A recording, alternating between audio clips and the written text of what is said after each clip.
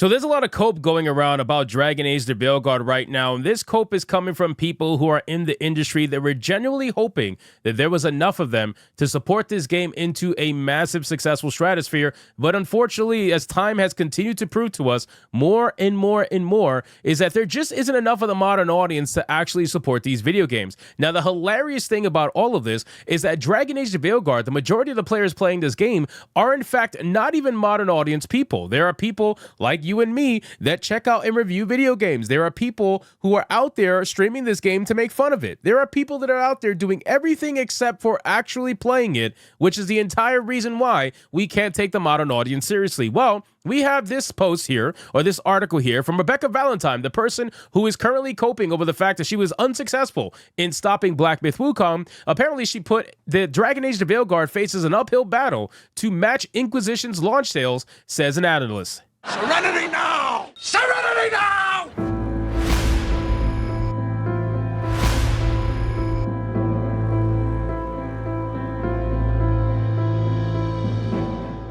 Now, again, ladies and gentlemen, I don't think you necessarily need an analyst in order to be able to understand that Dragon Age the Veilguard is going to be a failure, especially since I've said so many times for so many different reasons. But one particular reason I'm going to harp on is that Dragon Age the Veilguard was never, ever going to reach Inquisition numbers.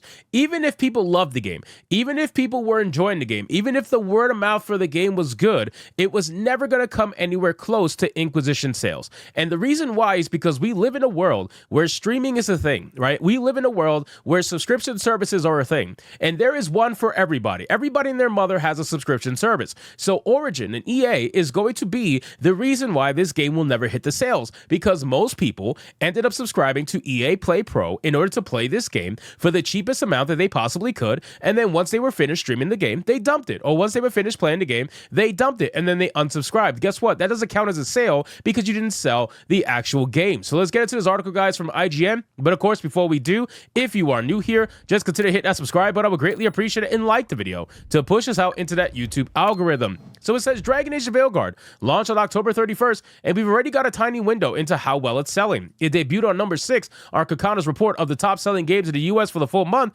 just after Metaphor Refantazio. But its placement on a single chart doesn't quite tell the full story. Now, Rebecca, what she's trying to do is she's trying to do damage control for Dragon Age the Veilguard, right? She's trying to do damage control in the sense that she's going to try to make it seem that it's more successful than it actually is for XY reason. And you're going to see in a second exactly what I'm talking about. But let it be known that if this game was as successful as they're trying to make it seem, and it was number 6 right before Metaphor Refantazio, guess what? Metaphor Refantazio has announced a long time ago that they surpassed 1 million sales in the first day or 48 hours or whatever it was. They immediately passed 1 million sales across all platforms. Guess who hasn't announced that yet? And it's been weeks.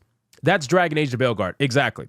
We reached out to analyst Matt Piscatella at Kakana following the report to get a little more info on just how well Veilguard was doing, and he offered some context. Though it might look like Dragon Age the Veilguard is being soundly beaten by a number of other debut titles for the month of October, he notes that Dragon Age launched on October 31st, and the chart tracks through November 2nd. So Dragon Age only had 3 days of sales reflected in the chart, while most other games had significantly more.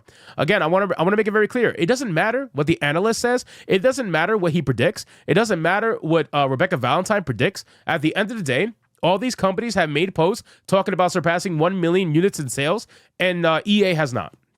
It's very clear, right? So it doesn't matter who's saying what. That is more telling than anything. And even if EA did finally announce after weeks that they surpassed 1 million unit sales, that doesn't mean shit, because the game needs at least 4 to 5 million in sales in order to break even. And let's be real, they're not getting that with this video game. And I highly doubt they got a ton of EA subscriptions that are going to offset that missing 4 million sales for this video game that it desperately needs in order to break even. And EA, again, is cheaper than actually buying the game outright. So they would take way more subscriptions than sales, about 4 to 5 subscriptions for every one game it would need in order for it to break even. You're not getting that. So this game is absolutely cooked. Additionally, Piscatella pointed out that EA does not provide Steam data for the best-selling titles charts. So while other games, including Metaphor, had Steam digital sales reflected, Dragon Age numbers are only for PlayStation and Xbox. All right, what about refunds?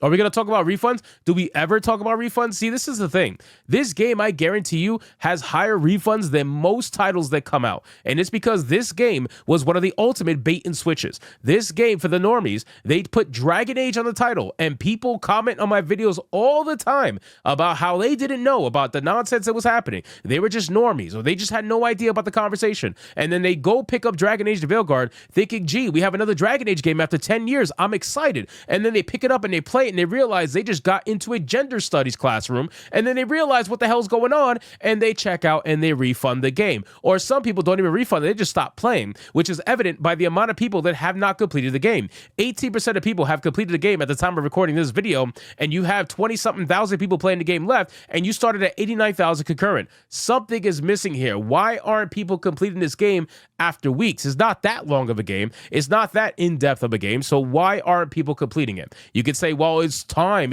Okay, most people haven't even completed half of the game, let alone actually completing the game. So what are we doing here exactly? Then it says, were Dragon Age of Veilguard's PC volume included, it would have placed higher on the best-selling titles chart, perhaps as high as third overall, he says. Unfortunately, however, digital sales are included in these specific charts only at the discretion of the publisher. If you genuinely believe that, why haven't they announced over 1 million sales? Why haven't they announced over 1 million units sold? But Metaphor Refantazio included it. So if you're trying to tell me that Dragon Age of Veilguard sold more than Metaphor Refantazio, why haven't they announced over 1 million units sold? Why?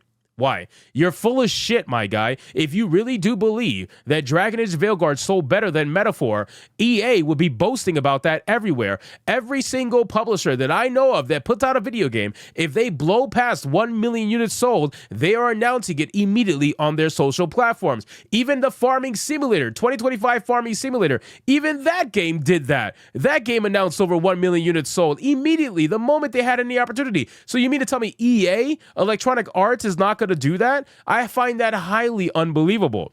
For more information, we asked Piscatella if there was any way to compare to the Veilguard's launch sales to its Dragon Age predecessors, but Kakana's weekly data only goes back to 2018, so no dice there. However, Piscatella did have some analysis to add about how things were going. He says, just looking at the first day of sales and initial game engagement levels via Kakana's player engagement tracker, it's been a good but not great launch, he said.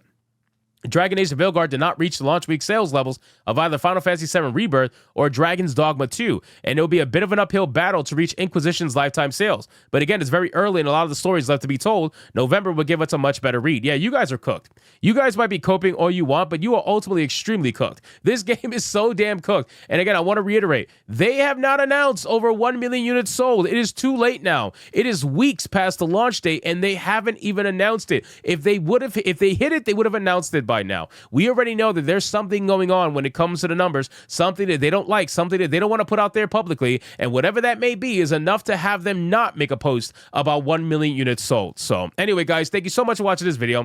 Hope you did enjoy it. If you did, consider leaving me a subscribe. I would greatly appreciate it. Don't forget to like the video, comment, let me know what you thought, and I'll see you guys on the next one. Hypnotic out.